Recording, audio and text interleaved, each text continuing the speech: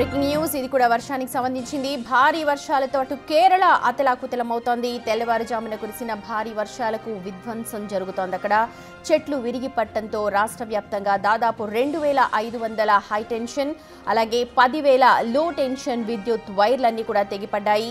Electricity అధికారులు వెంటనే స్పందించి 60 లక్షల ఇళ్లకు విద్యుత్ని పునరుద్ధరించారు.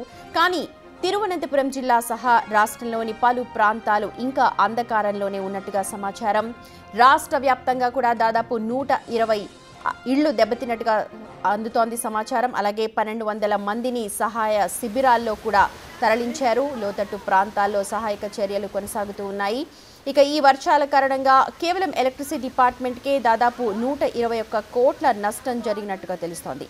ఇడుక్కి, కర్నూలు, కాసర్గోడ్ జిల్లాలకు అధికారులు ఇప్పటికే రెడ్ అలర్ట్ జారీ చేస్తున్నారు. 8 జిల్లాల్లో విద్యా సంస్థలకు ప్రభుత్వం సెలవులు ప్రకటించింది.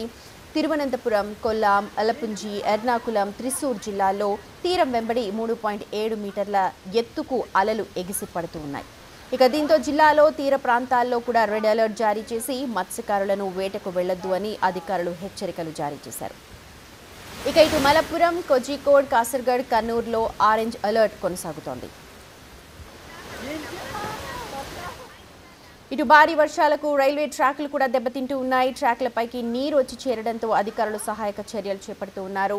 జన శతాబ్ది ఎక్స్ప్రెస్తో సహా అనేక రైళ్లు ఇప్పటికే ఆలస్యంగా నడుస్తూ ఉన్నాయి. ఇడుక్కి జిల్లాలో రాత్రిపూట ఎవరు కూడా ప్రయాణాలు చేయొద్దు అంటూ ప్రభుత్వం ప్రకటించింది. ప్రయాణాలు ఉంటే ఒకవేళ రద్దు చేసుకోవాలని కూడా సూచిస్తోంది.